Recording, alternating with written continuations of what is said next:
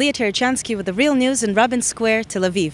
I'm here with Noam Sheizaf, a journalist with the 972 magazine, who's been covering the election campaign since it began.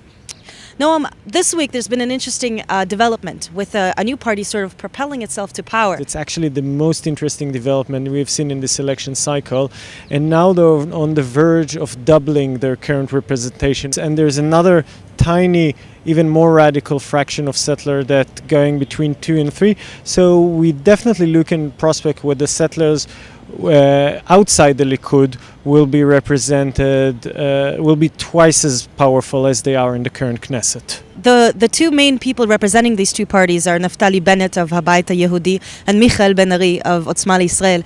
Can you talk about these two individuals? Well, Ben-Ari is a former member of the Kahana movement.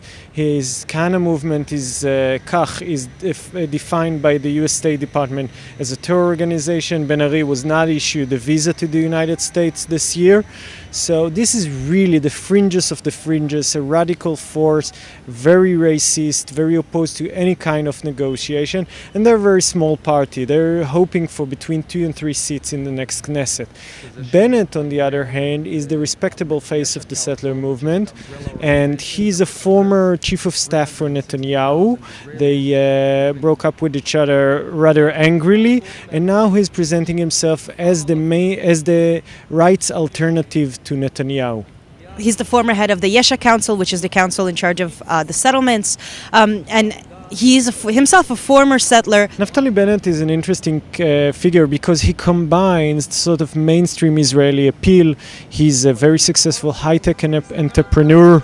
He is a veteran army officer. And when you take all that together, he could be seen as the first attempt by the settler movement to present itself not as a niche party interested with the interest of the settlers and the settlements, but as an alternative to the Israeli ruling powers, to the elite and to the Prime Minister office itself. דברים שאמרת בראיון למעריב בספטמבר שנה שעברה, התשדיר הכי בולט שנפיץ בבחירות יהיה לבני טובה יותר מביבי, היא קשוחה יותר ממנו לעתים, היא נחושה יותר. הממשלה של נתניהו היא הגרועה ביותר שהייתה עד היום להתיישבות. נתניהו חלש רופס. תראי, זה אמרת לשם ירושלים. הקונטקסט, בואי, צריך להסתכל על הקונטקסט. נתניהו הכריז על מדינה פלסטינית, הקפיא את הבנייה, ניגש למלאכת הרס והרס עוד יישוב ועוד יישוב. כן, וזה חרה מאוד. Bennett is also capitalizing on this mythological rift between the settlement movement and Netanyahu. Can you talk about how we got to this place?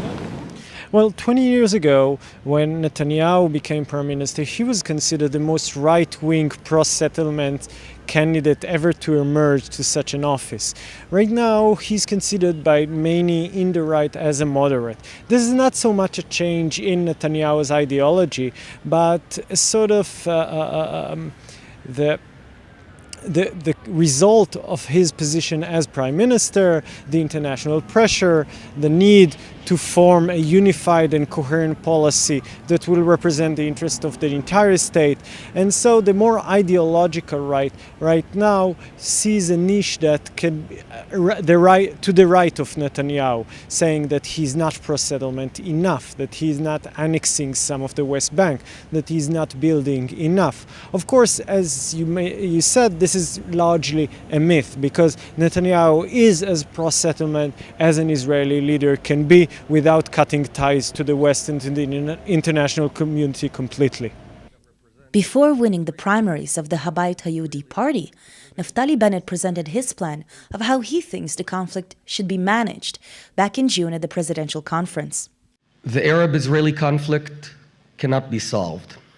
That's the bad news. So we can't solve it. The good news is we can learn to live with it. His plan essentially involves Israel annexing the majority of the West Bank, particularly the most fertile and water-rich areas, and leaving the densely populated Palestinian cities as islands of semi-autonomy but without an independent state. These islands will then be connected with a system of bypass roads and tunnels.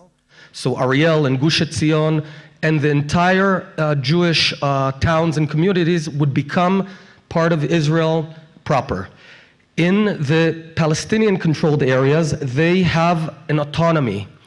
They control themselves, vote for themselves, pay themselves taxes, but it's not state, because a state would mean two things. They can have an army that would threaten us, and they would have an influx of refugees coming in from the entire Arab world. We cannot accept that. The plan also suggests that because the international community doesn't recognize Israel's occupation of East Jerusalem and the Golan Heights, it doesn't matter if it won't recognize Israel annexing the majority of the West Bank too. ומה יגיד העולם? העולם לא מכיר בריבונות הישראלית בירושלים, או ברמת הגולן. אז אפשר להוסיף לרשימה גם את שטחי C. I think the important thing to understand here that there is no opposition in the left, and the game is entirely taking place in the Israeli right, between Netanyahu positioning himself as a moderate, respectable right, and Bennett, Lieberman, Ya'alon, if you may, who will become the right of the right opposition.